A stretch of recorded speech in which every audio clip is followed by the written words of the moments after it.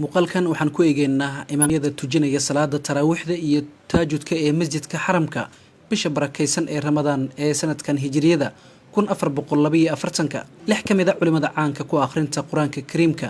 ayaa la xushay inay imaam ka noqdaan bisha ramadaan masjidka xaramka waxaana ugu horeeya sheekh cabdiraxmaan sudays magaciisa oo dhameystiran waa cabdiraxmaan cabdulcasiis al sudaysi al najdi wuxuu sacuudi carabiya iyo dunida muslimkaba uu caan kaga yahay akhrinta quraanka kariimka وإذ قال موسى لقومه إن الله يأمركم أن تذبحوا بقرة قالوا أتتخذنا هزوا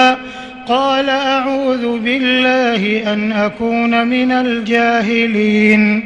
sanadii 1961 ayuu ku dhashay magaalada qaasim ee dalka sacuudi carabiya qaaranimadana waxa uu dheer waa imaamka koowaad ahna qadiibka masjidka xaramka ee magaalada maka sidoo kalena waa madaxa guud ee arrimaha labada masjid ee barakeysan maka iyo madiina sheekh sudaysi wuxuu quraanka uu xifdiyay isaga oo ay da'diisu ahayd 12 jir waxbarashada dugsiga hoose dhexe iyo sarena wuxuu ka bartay dugsiga almutanna isaga oo dugsiga sare ka baxay 1979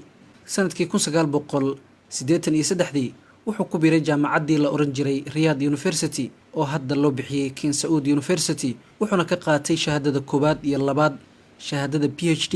wuxuu sanadkii 1995 uu ka qaatay jaamacadda Qura sheekha labaad waa Sheekh Saud Al-Shuraym Sheekh Saud Al-Shuraym bishii January 1966 ayuu ku dhashay magaalada Riyadh magaca Saud Al-Shuraym waa magac caan ah marka loo fiiriyo cilmiga diineed ee uu leeyahay iyo sida quruxda badan oo uu quraanka kariimka u akhriyo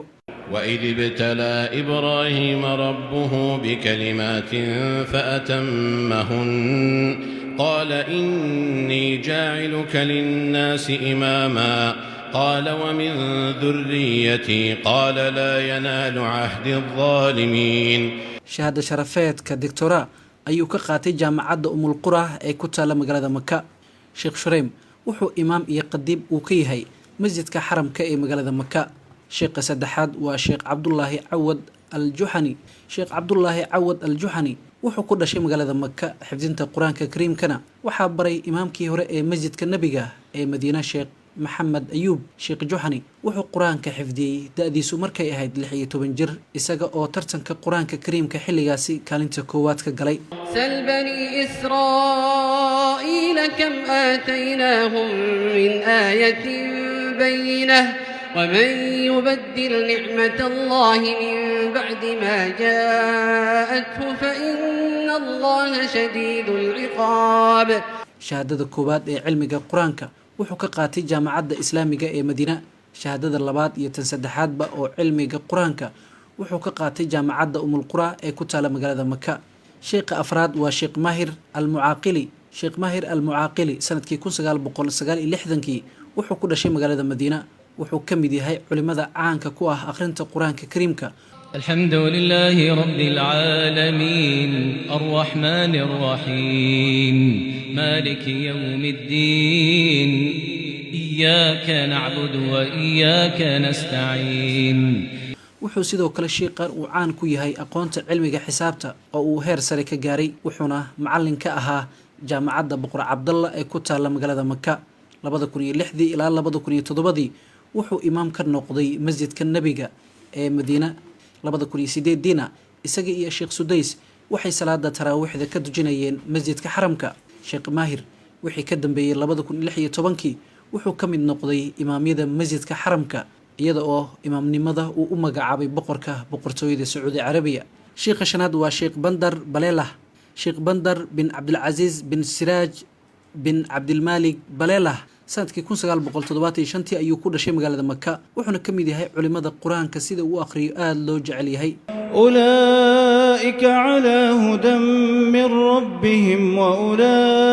وأولئك هم المفلحون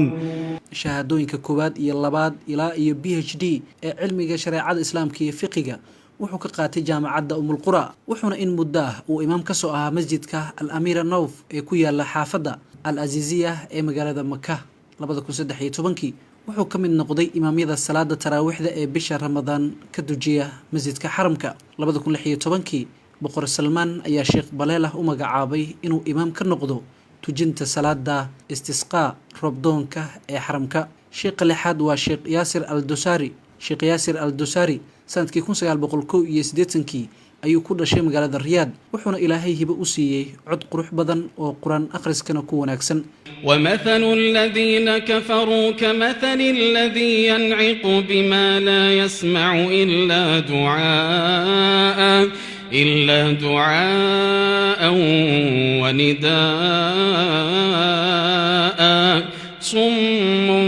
بكم عمي فهم لا يعقلون.